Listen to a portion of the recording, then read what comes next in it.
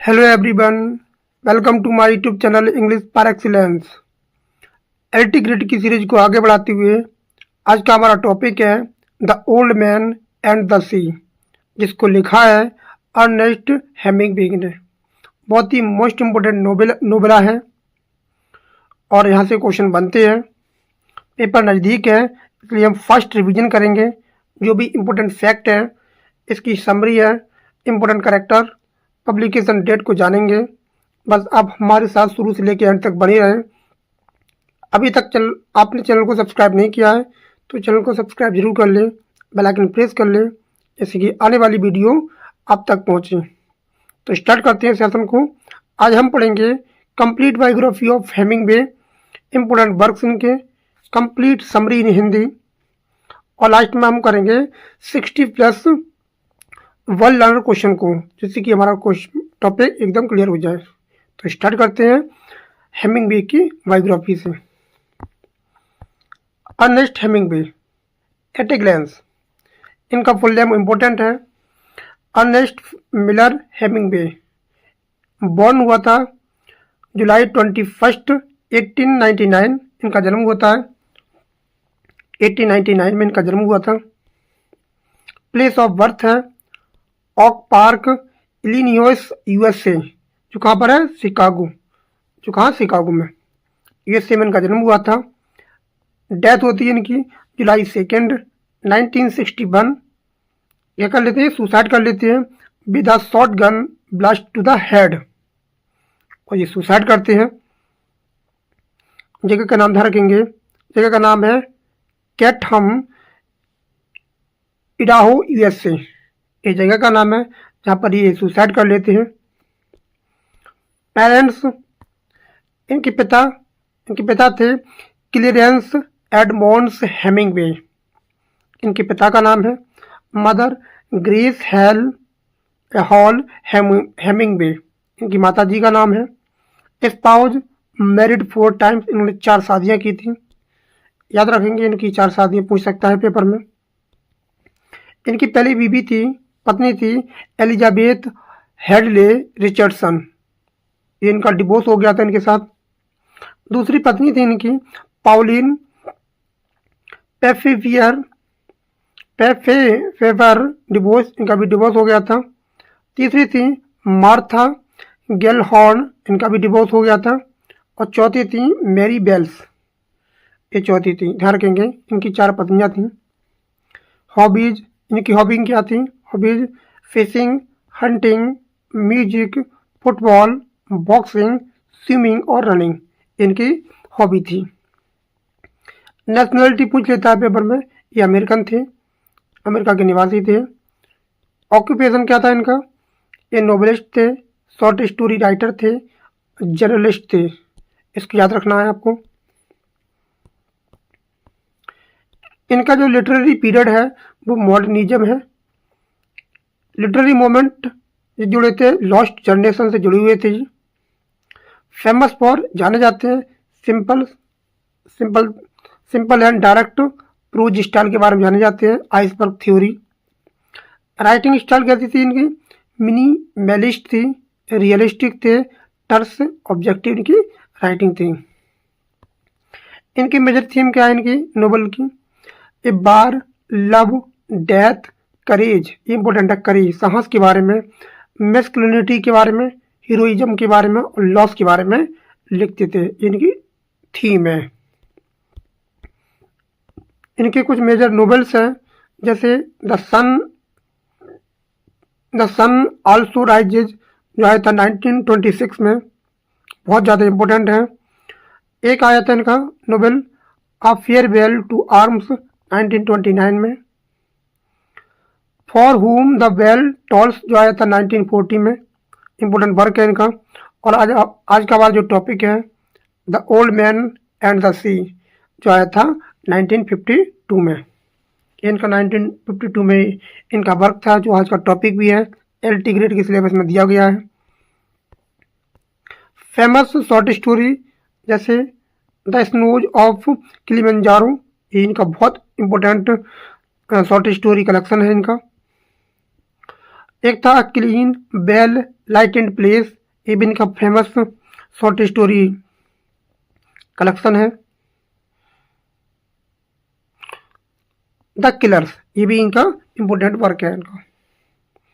Awards, ये important है इनको, ये एग्जाम में आते हैं अवार्ड्स। इनको मिला था पुलित्जर प्राइज मिला था 1953 में, the old man and the sea. जो पुलित्जर प्राइज मिला है इनको वो मिला था 1953 में the old man and the sea के लिए। इनको नोबेल प्राइज मिला था, इसको बहुत ज़्यादा इंपॉर्टेंट है, इसको याद रखना है। नोबेल प्राइज इन लिटरेचर 1954 में, ये कई बार पेपर में आ चुका है। इनका वॉर एक्सपीरियंस कैसा था? सर्व करते हैं एज ए एम्बुलेंस ड्राइवर, ये क्या थे? एम्बुलेंस ड्राइवर बन जाते हैं ये इन वर्ल्ड वार फर्स्ट में। ये वर्ल्ड वार फर्स्ट जब हुआ था तो ये एम्बुलेंस ड्राइवर बन जाते हैं। ये एम्बुलेंस ड्राइवर थे, ये भर्ती नहीं हो पाए थे सेना में, सही से काम नहीं कर पाए तो ड्राइवर बन गए थे। एम्बुलेंस जर्नलिज्म क्या था इनका? Worked as a war correspondent. इनकी डेथ होती है कमिटेड सुसाइड, जैसे कि मैंने बताया था ऊपर, ये सुसाइड कर लेते हैं। इनकी लेजेसी क्या है? One of the greatest American writers of 20th century, ये 20वीं शताब्दी के सबसे महान लेखक हैं। आज का हमारा टॉपिक है the old man and the sea, most important topic है आज का, और यहाँ से क्वेश्चन बनते हैं। इसमें दिखाया गया है एक व्यक्ति जो बूढ़ा है उसका साहस के बारे में, उसके करेज के बारे में, और बहुत दिन से असफल रहा था और अंत में सफल हो जाता है, उसकी कहानी है एक बूढ़े व्यक्ति की। तो आज हम इसको पढ़ेंगे।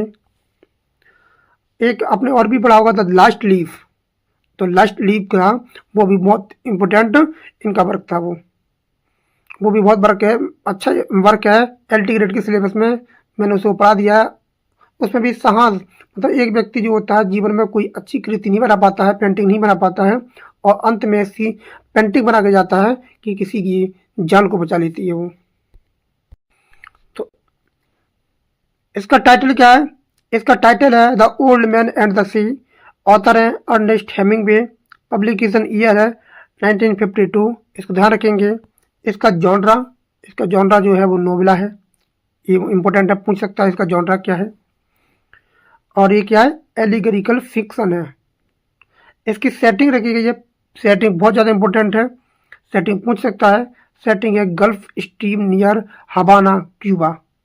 ये क्या है? हवाना क्यूबा में ये क्या है? इसकी सेटिंग रखी गई है। इसकी थीम है, इसमें देखने को मिलता है स्ट्रगल और परजेवरेंस मिलता है, एकदम दृढ़ता मिलती है। ये इसकी पेपर में स्पेलिंग पूछता है PERSE, voice number BERANC, Perseverance इसकी स्पेलिंग पेपर में पूछ लेता है। करेज साहस मिलता है। डिग्निटी देखने मिलता है। मैन वर्सेस नेचर, ये इसकी थीम है। इस थीम से क्वेश्चन हमेशा बनते आ रहे हैं। इसका सेंट्रल कॉन्फ्लिक्ट क्या है? इसमें मिलता है देखने को मेंस स्ट्रगल, एक मानव का संघर्ष देखने को मिलता है अगेंस्ट नेचर, प्रकृति के खिलाफ। कुछ चीज़ें हैं जो सिंबलाइज करती हैं, जैसे इसमें एक मछली है, इसका नाम है मार्लिन, वो सिंबलाइज करती है आइडियल ओपोनेंट है वो। प्राइड एंड पर्पज, जो सी है, सी समुद्र है, वो दिखाता है लाइफ, जीवन के बारे में और प्रकृति के बारे में, नेचर के बारे में। लाइन्स दिखाता है यूथ, स्ट्रेंथ, होप के बारे में दिखाता है। यूथ, स्ट्रेंथ, होप के बारे में दिखाता है। शार्क, एक शार्क मछली है जो दिखाता है डिस्ट्रक्टिव फोर्सेस, विनाश के बारे में बताती है वो। इसकी जो स्टाइल है वो सिंपल है, एकदम सिंपल है, डायरेक्ट है, आइसबर्ग थ्योरी है इसमें। इसका नरेशन है वो थर्ड पर्सन है, ओमनिसिएंट है, इसको ध्यान रखेंगे। इसका जो नरेटर है वो कौन है? थर्ड पर्सन है। इसकी टोन कैसी है? वो सीरियस है, हीरोइक है, ऑप्टिमिस्टिक है, आशावादी है, ये इसकी थीम टोन है। इसकी जो फेमस लाइन है बहुत ज़्यादा इंपॉर्टेंट है, अक्सर ये पेपर में पूछी जाती है। और माय फेवरेट लाइन, मेरा ये प्रिय नोवेला है, मैं इसको बहुत पसंद करता हूँ। आ मैन कैन बी डिस्ट्रॉयड, एक व्यक्ति उसे बर्बाद किया जा सकता है बट नॉट डिफीटेड। किसी के विचारों को मारना नहीं जा सकता। एक व्यक्ति को तोड़ा जा सकता है, मारा जा सकता है, पीटा जा सकता है, उसे तहस नहस किया जा सकता है, लेकिन उसके विचारों को बिल्कुल कभी नहीं हराया जा सकता है। जिसने ठान लिया ठान लिया। तो ये बहुत ही ज़्यादा अपने जीवन में भी इसको उतारना है। The old man and the sea जो आया था 1952 में, ये अर्नेस्ट हेमिंग्वे का बहुत ही ज़्यादा प्रसिद्ध नोवेला है। एक त्रासदी है, ट्रेजेडी है। इसे पैरेबल के रूप में भी देखा जा सकता है। एक पैरेबल के रूप में देखा जा सकता है, इसको ध्यान रखेंगे। इसकी जो पृष्ठभूमि है वो क्यूबा के पास हवाना के निकट एक छोटे से मछुआरे गांव और गल्फ ऑफ मेक्सिको की कहानी है। समुद्र जल में स्थित है इसकी ये कहानी है। एक कृति नायक जो है सैंटियागो जो हमारा प्रोटैगनिस्ट है, एक वृद्ध क्यूबियाई मछुआरा है। वह अपने लंबे समय से मछली पकड़ने के जीवन की सबसे बड़ी मछली मार्लिन से लगातार 3 दिनों तक संघर्ष करता है। मार्लिन, इस मछली का नाम पूछा जा सकता है, वो मछली थी मार्लिन। 3 दिन तक संघर्ष किया था उसको पकड़ने में, 3 दिन तक। और इस नोवेला है प्रमुख विषय है जो संघर्ष है, पराजय है, मृत्यु है, गर्भ दृढ़ संकल्प के बारे में बताता है। मनुष्य जीवन में संघर्ष करता है और उसे अनेक शस्त्रों का सामना करना पड़ता है। जब व्यक्ति कोई संघर्ष करता है तो अनेक शस्त्रों का सामना करना पड़ता है। जो यहाँ शार्क है, ये शार्क क्या है, एक शस्त्रों के रूप में है। जब वो मछली पकड़ के लाता है मार्लिन को, तो ये शार्क मछली आ जाती है और खून की जो सुगंध है उसको सूंघ के जाती हैं और पूरी मार्लिन मछली को खा जाती हैं। वो जो सैंटियागो है वो मार्लिन मछली को घर नहीं ला पाता है, वो केवल उसका कंकाल ही ला पाता है। इस शार्क के रूप में दिखाया गया है जो मनुष्य को अर्जित सफलताओं को छीनने के लिए आते हैं। अगर कोई व्यक्ति आगे बढ़ना चाहता है तो समाज के लोग उसको पीछे धकेलेंगे, तरह तरह के आरोप लगाएंगे, तो इसलिए बच के रहना है। इस कृति का केंद्रीय विचार यह है कि मनुष्य नष्ट किया जा सकता है लेकिन पराजित नहीं किया जा सकता। ए man can be destroyed but not defeated. Hemingway ने इस पुस्तक को चार्ल्स स्क्रीबनर और मैक्स प्रिंक्स को समर्पित किया है। ध्यान रखेंगे ये 2 व्यक्ति हैं, इनको ये डेडिकेटेड है, ये किताब डेडिकेटेड है। चार्ल्स स्क्रीबनर और मैक्स प्रिंक्स को समर्पित है। ध्यान रखेंगे ये दोनों का नाम याद रखना है।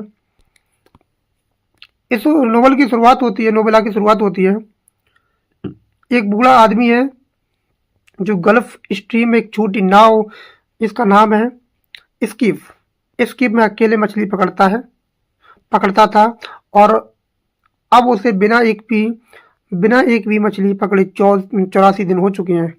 84 डेज, उसने 84 डेज से कोई भी मछली नहीं पकड़ी है। 84 डेज, ध्यान रखेंगे 84 डेज, 84 दिन हो चुके हैं, अभी तक उसने कोई मछली नहीं पकड़ी है। और पहले 40 दिनों तक एक लड़का उसके साथ रहता था।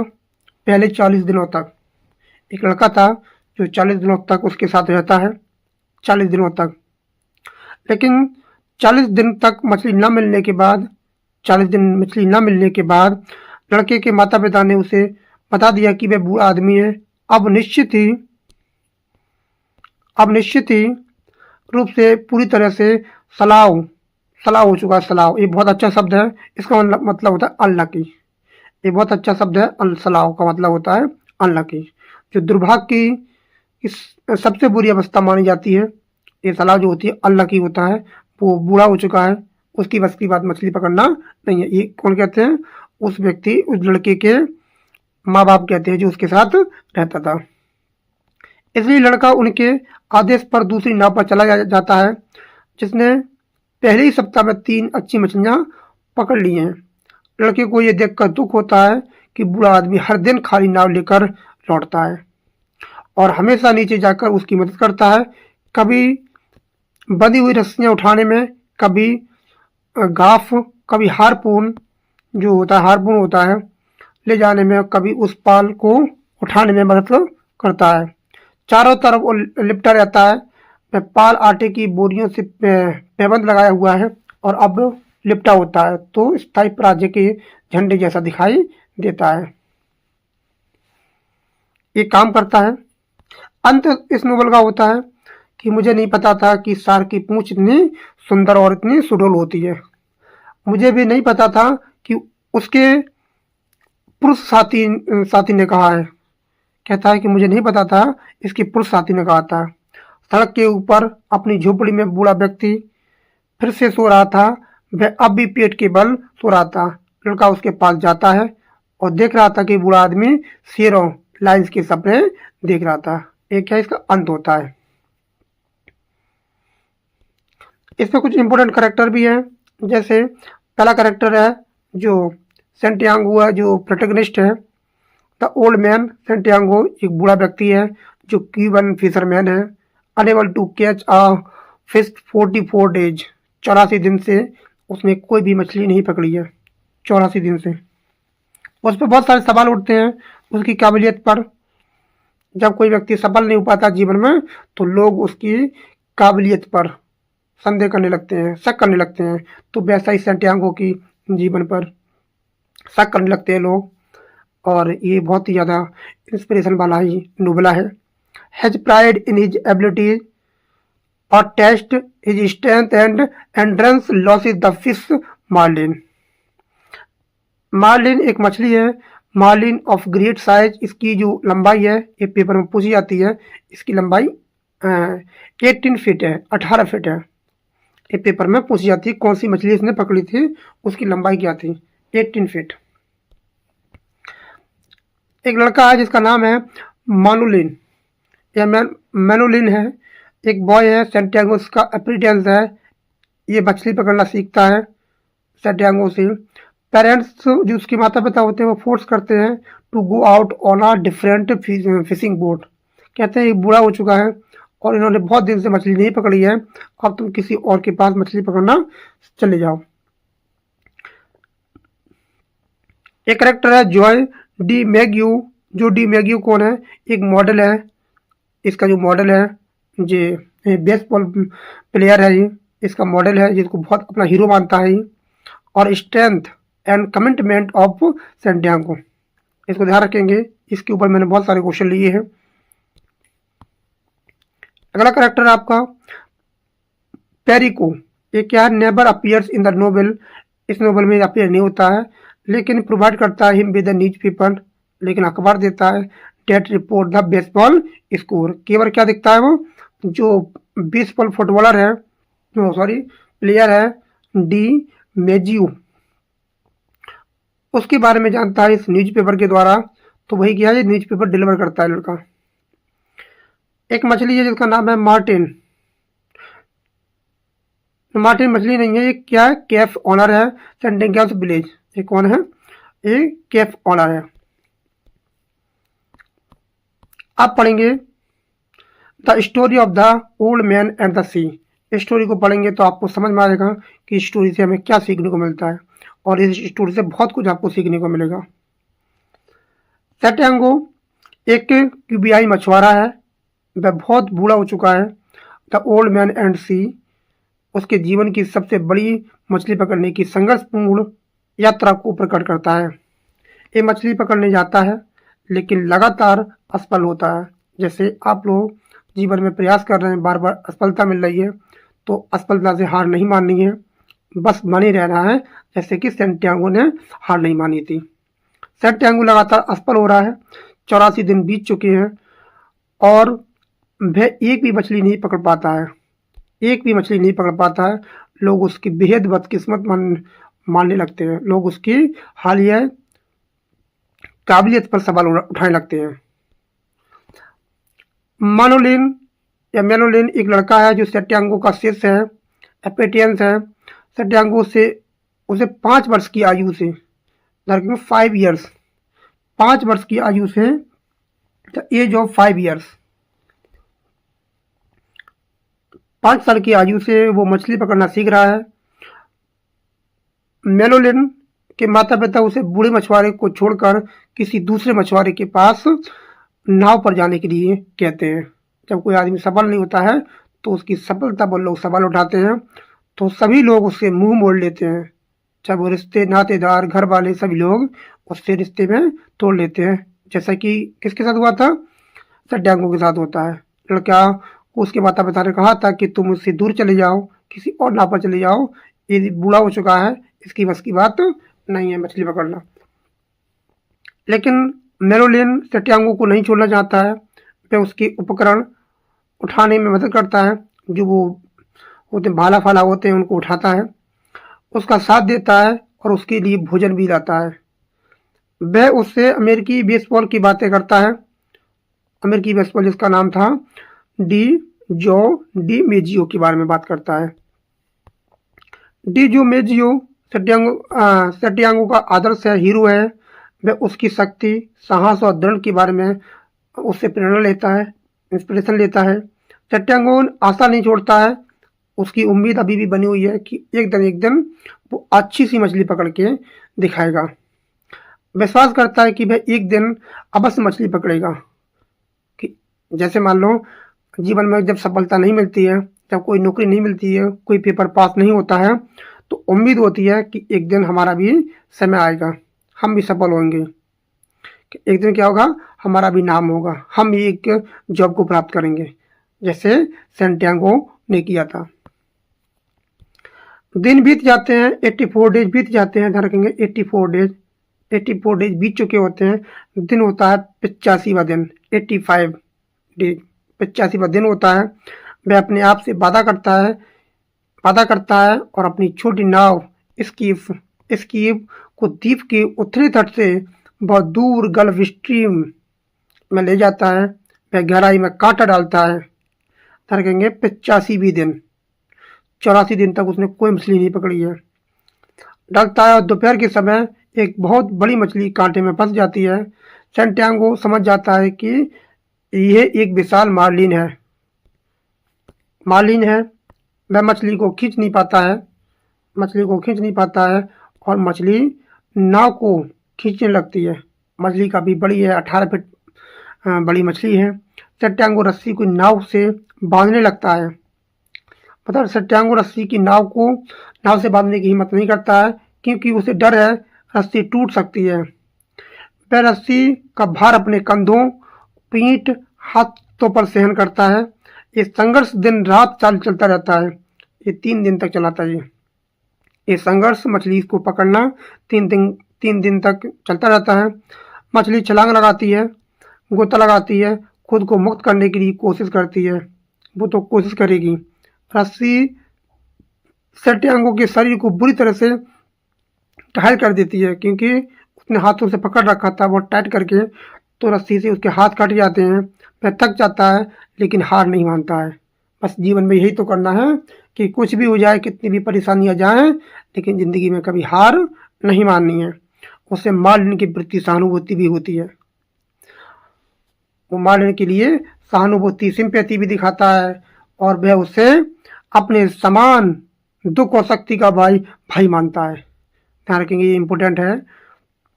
उसको अपना भाई मानता है। His brother in suffering and strength. जितना दुख में सट्यांगो होता है, उतनी दुख में कौन थी? मार्लिन फिश थी। तीसरा दिन आता है, 3rd डे। तीसरे दिन मछली पूरी तरह से थक जाती है। 3 दिन तक बहुत बड़ी संघर्ष करती है, और जो क्या नाम होता है, हमारा सट्यांगो हीरो है, वो भी थक जाता है। और इसी बीच जब वो थक जाता है, तो इसी बीच एक मछली को भी खाता है। सट्यांगो एक मछली को पकड़ता है जिसका नाम था ट्यूना मछली को खाता है वो। जब वो संघर्ष करता है तो एक मछली को पकड़ता है, ट्यूना, ध्यान रखेंगे, उस ट्यूना को भी खाता है। थक जाता है। सट्यांगो भी बिना सोए बेहद कमज़ोर हो चुका है। ध्यान रखेंगे, उसने ट्यूना नाम की मछली को खाया था। मार्लिन को पास लाता है और भाले मतलब हारपून से मार देता है। ये उसके जीवन की सबसे बड़ी मछली होती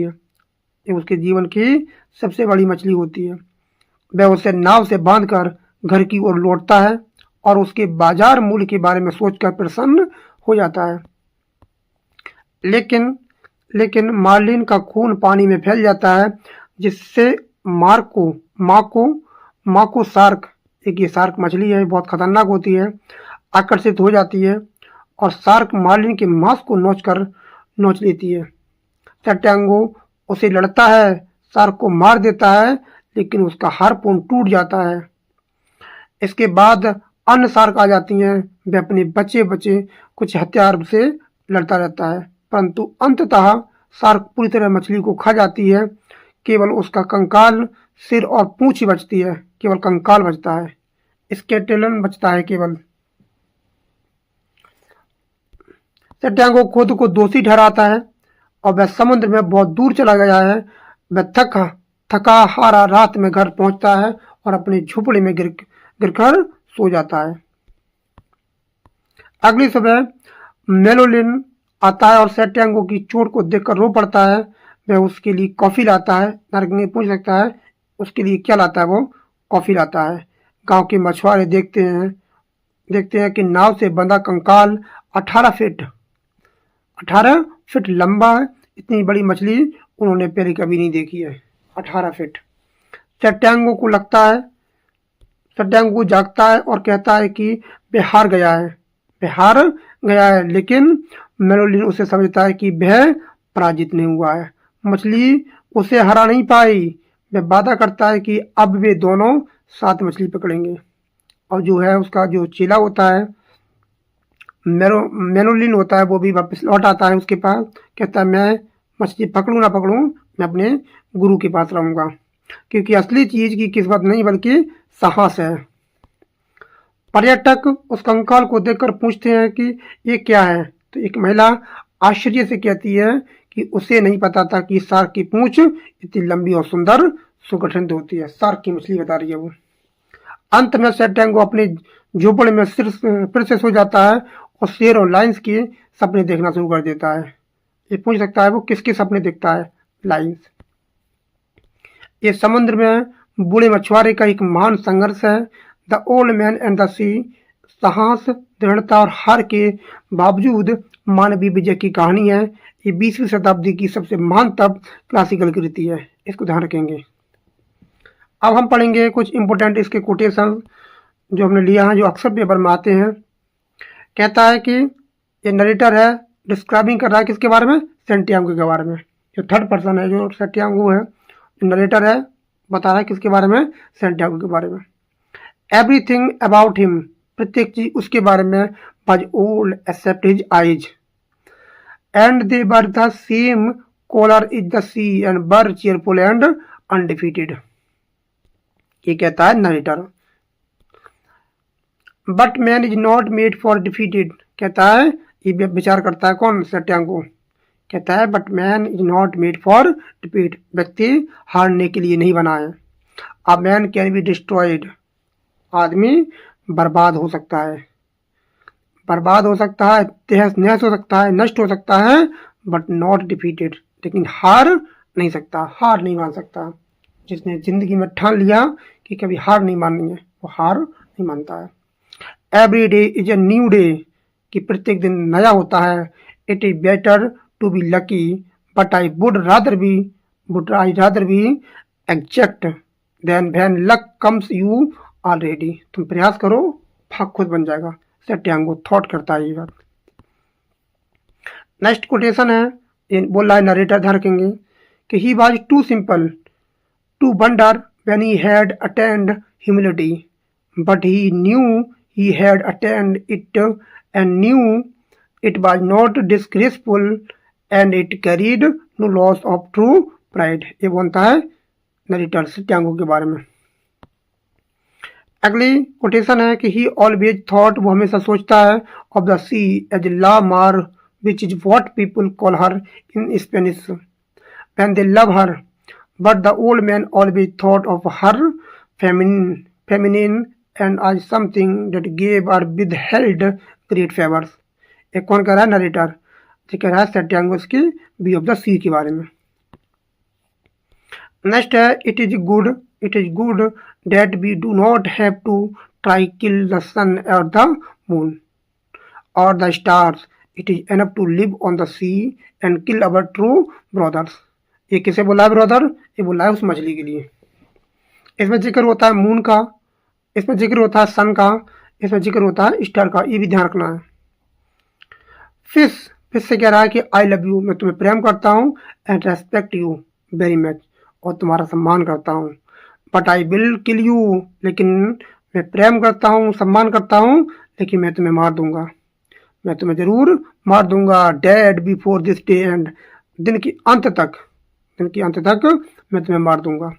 आई के साथ बिला रहा है, ध्यान रखेंगे, ये बहुत ही एम्फेसाइज कर रहा है चीज़ों को, कह रहा है कि मैं तुम्हें जरूर मार दूंगा। ये कौन सोच रहा है, ये कौन बात कर रहा है? ये कर रहा है सैंटियागो मर्लिन से बात कर रहा है। अब हम पढ़ेंगे 60 plus.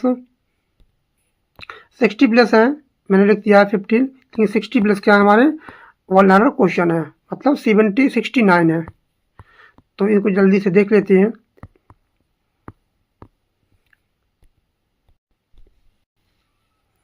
In which year the old man and the sea published, तो कब होता है? 1952 में, 1952 में ये पब्लिश होता है। What is the literary form of the old man and the sea, तो क्या था? ये नोबेला है, ध्यान रखेंगे नोबेला है। Who is the protagonist of the नोबेला, वो कौन है प्रोटोगनिस्ट? वो है Santiago. Next, what is the Santiago by profession, तो वो क्या है? वो एक फिशरमैन है, ध्यान रखेंगे वो कौन है? एक फिशरमैन है। वेयर डज सैंटियागो लिव, तो कहाँ रहता है वो? A small fishing village near Havana, जो जगह है क्यूबा में, क्यूबा की राजधानी है Havana. What body of water does Santiago fish in, तो क्या है? The Gulf Stream, Gulf of Mexico. How many days, ये बहुत इंपॉर्टेंट है line question, how many days has Santiago gone without catching a fish, कितने दिन तक उसने मछली को नहीं पकड़ा था? 84 डे, 84 दिन। ऑन विच डे, किस दिन, ऑन विच डे, किस दिन does Santiago finally hook the marlin, तो किस दिन पकड़ता है? द 85 डेज, 85वें दिन। Who is the boy who helps Santiago, तो किसका नाम होता है? Manolin. What is the Manolin's relationship with Santiago, वो क्या होता है? हिज एप्रिटेंस होता है, उसका सहायक होता है, चेला होता है उसका। भाई does Manolin stop fishing with Santiago initially, क्यों रुक जाता है वो उसके साथ मछली पकड़ने में? His parents consider Santiago unlucky, वो क्या है? अनलकी है। और अनलकी को एक शब्द आया था सलाव, इस शब्द को ध्यान रखेंगे, पेपर में पूछा सकता है सलाव, इसका मतलब होता है अनलकी, वो क्या है? अनलकी है। What is the name of the greatest fish Santiago catches, उस मछली का क्या नाम था जिसको उसने पकड़ा था? ये थी marlin. How long is the marlin approximately, उसकी लंबाई कितनी थी? 18 फीट, 18 फीट थी। How many days does Santiago struggle with the marlin, कितने दिन तक उसके साथ संघर्ष करता है? तो 3 डेज, 3 दिन तक। What weapon does Santiago use to kill the marlin, तो कौन सा वेपन होता है उसके साथ? हार्पून, भाला से करता है। What attracts shark to the marlin, तो कौन शार्क को अट्रैक्ट करता है? तो करता है मार्लिन का ब्लड, इस बात को ध्यान रखेंगे। विच शार्क अटैक्स फर्स्ट, तो कौन सी शार्क पहले हमला करती है? जिसका नाम था mako shark. What happens to Santiago's harpoon, तो हार्पून क्या होता है हार्पून के साथ? तो ही लूजेज इट, उसे खो देता है, while killing the mako shark, mako shark के मारने के दौरान वो अपने भाले को खो देता है। What remains of the marlin's at the end, अंत में क्या बचता है मार्लिन में? इट्स स्केलेटन और हेड एंड टेल, उसकी पूंछ, उसका सिर और उसका कंकाल। What does Santiago lash to his skip?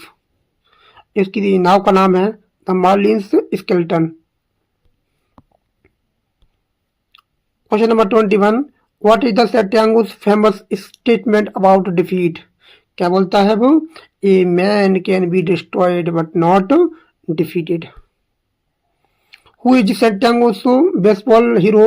तो उसका नाम क्या था? उसका नाम था जॉर्डी मेजियो। इसका क्या था? बेसबॉल हीरो था। व्हाट डज जो मी डी मेजियो सिम्बलाइज फॉर सेंटियागो? तो क्या सिम्बलाइज करता है वो सिम्बलाइज करता है स्ट्रेंथ एंड एंट्रेंस। कभी जो शक्ति है, एंट्रेंस है, कभी टूटे ना। What does Santiago's dream about repeatedly? तो क्या करता है वो सपने देखता है लाइन्स के on African beaches.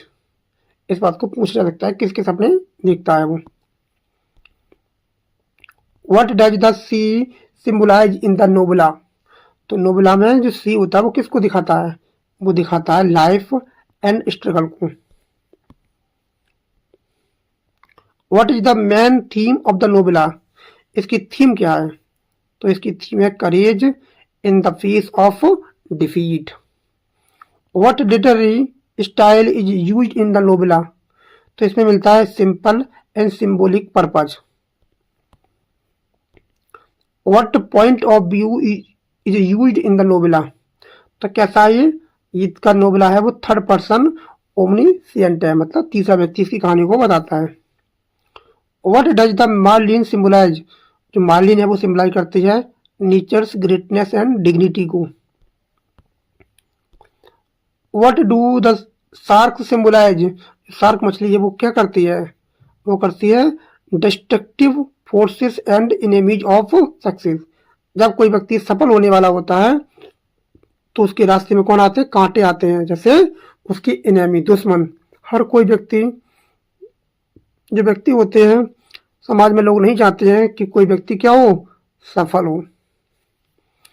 What does Santiago call the sea? कहता है लामार। क्या कहता है उसको? लामार। What quality of Santiago impresses Marlene Manolin most? His courage. His courage. What does Santiago eat during his struggle at sea? तो वो क्या रॉ फिश खाता है, कच्ची मछली खाता है। इसका नाम था ट्यूना। ट्यूना, ध्यान रखिए, tuna. What happens to Santiago physically during the struggle? तो क्या होता है? ही इज वुंडेड, वो घायल हो जाता है, एक्साइटेड, थक जाता है वो। हाउ डेज, कैसे Santiago feel about the marlin? वो क्या करता है? उसको अपना भाई बोलता है, रेस्पेक्ट करता है, उसकी ब्रदरहुड बोलता है मार्लिन मछली को। What does Santiago think about luck? तो क्या सोचता है अपने बारे में? He prefer skill over luck. Where does Santiago sleep at the end? तो कहाँ सो जाता है? ही इज सिक, सिक पर सो जाता है वो। Who sits beside Santiago while he स्लीप्स eight the and? जब वो अंत में सो रहा होता है तो उसके बगल में उसका चेला मेलोलिन सो जाता है। What reaction does Manolin have when he sees Santiago injured? तो वो रो पड़ता है उसको देखकर, जब वो घायल हो जाता है मछली पकड़ने के बाद तो रोने लगता है वो। What do tourist mistake the marlin skeleton? कहते हैं कि ये उसको क्या समझ लेते हैं? वो शार्क, कहते हैं शार्क है ये। Who explains the skeleton to the tourist? तो द बेटर, बेटर क्या करता है? इसके बारे में बताता है। What does the women admire about the shark? कहती है देयर ब्यूटीफुल फॉर्म्ड टेल, बहुत ही अच्छी सुंदर इसकी पूंछ है।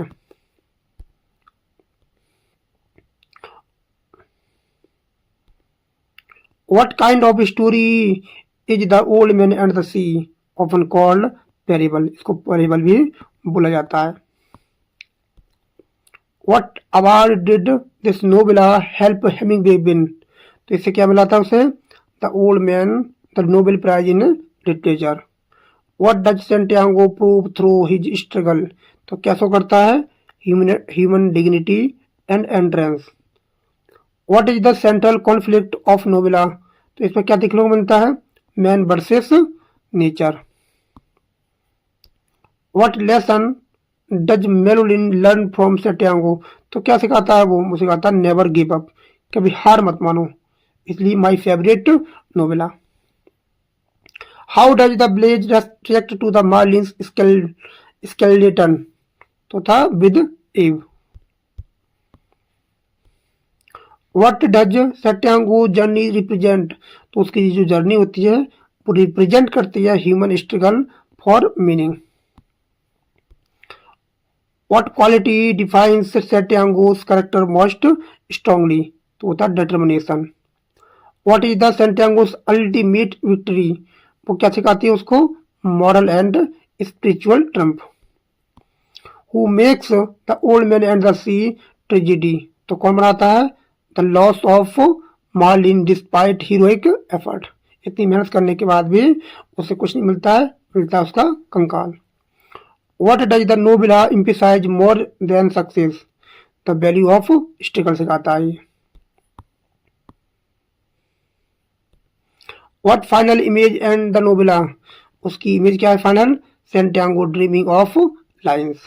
Who is the Santiago's favorite American baseball player, वो कौन था, जो D मैज्यू।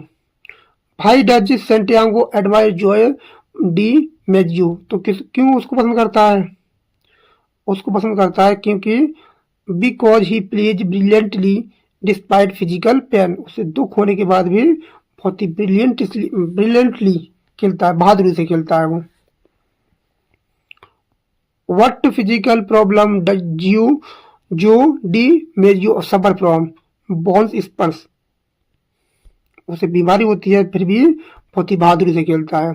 With whom does Santiago discuss American baseball Manolin, वो कौन था, किसे बताता है वो, मेलोलिन को। What does baseball symbolize for Santiago, तो क्या सिंबलाइज करती है वो, hope with inner strength. How does baseball help Santiago during his struggle, तो क्या सिखाती है वो, it gives him courage and motivation.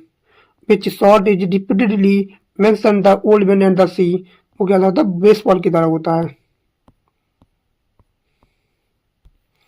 What quality of Joe DiMaggio inspires Santiago the most, होता है endurance। Whose success does Santiago compare his struggle with the Marlin to, तो Joe DiMaggio's the success and baseball। What does Santiago learn from Joe DiMaggio's life, तो क्या सीखता है, to remain strong despite suffering। तो इतने रहने देते हैं, कुछ खास है नहीं क्वेश्चन। अब तो ये था हमारा आज का टॉपिक, जो बहुत ज़्यादा मोस्ट इम्पोर्टेंट नोबेला है और यहाँ से अक्सर यहाँ से क्वेश्चन बनते हैं, तो इसको एक बार ज़रूर देख लें।